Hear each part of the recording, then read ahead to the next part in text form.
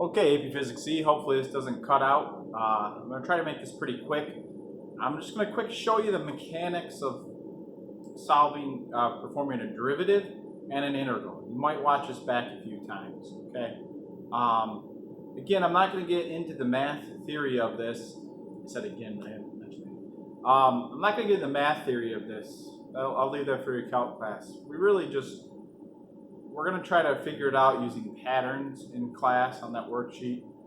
This is just kind of to review how to actually take a derivative of a function and evaluate it at a specific time, and how to take an integral of a function and evaluate it over a time interval.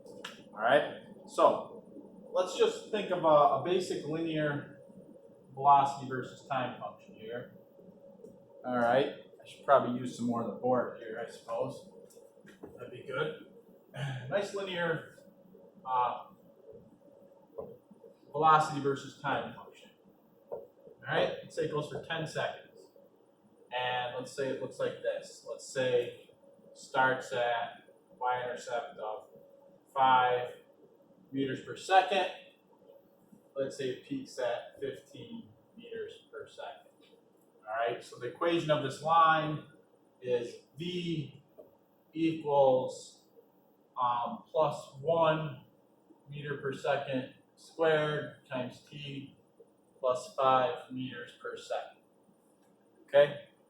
Now, let's take the derivative of this function. So, the derivative of this function is the slope of this line. It should be a constant value. So how do we do that? Well, the acceleration equals the derivative of the velocity with respect to time. That's the way we read that.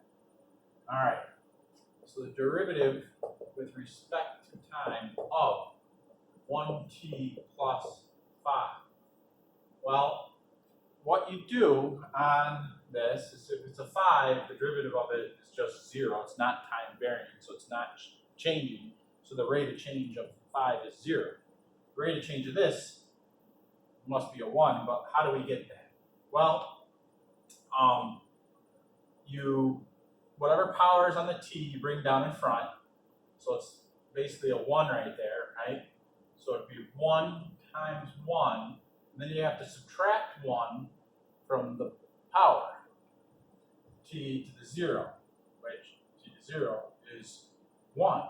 So it's 1 times 1 times 1, it equals 1. This is simply 0, 1 plus 0. So the derivative here is 1, and then you have to put the units on it, meters per second squared.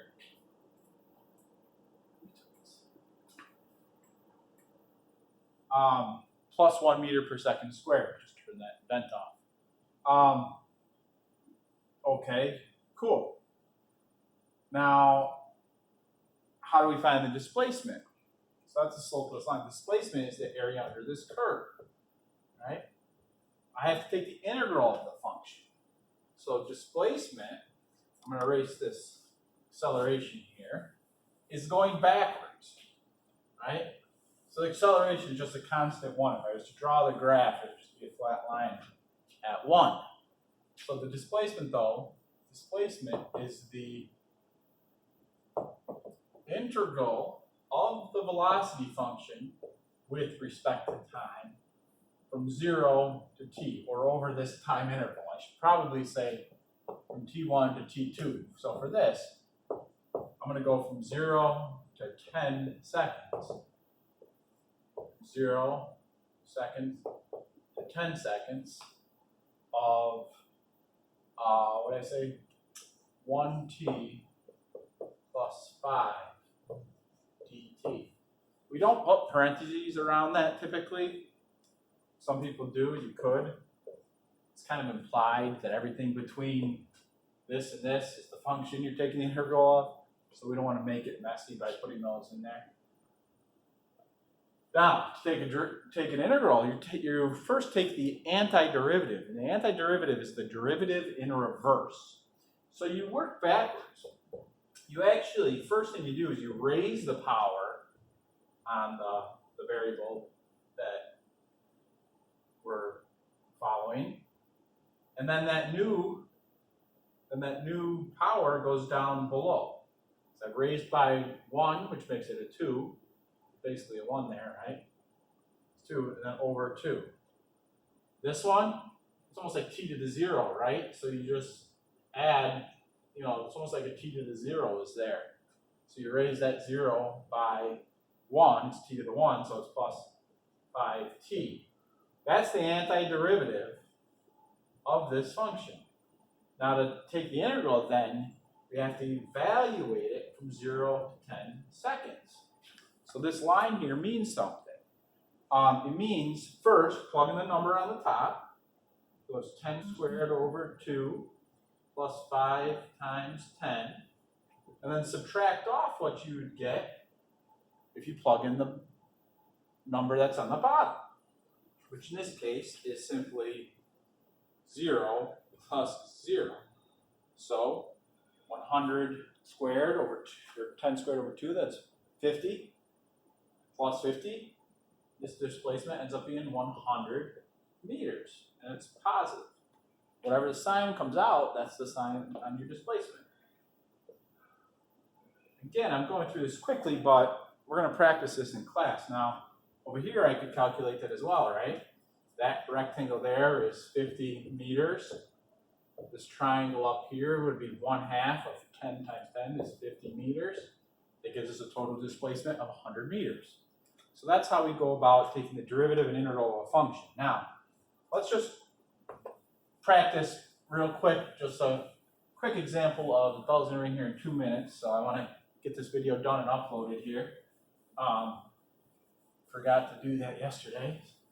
Let's just do another random function. Let's do something, let's say v equals, I don't know, 3t cubed plus 2, let's do minus 2t squared plus 5, all right?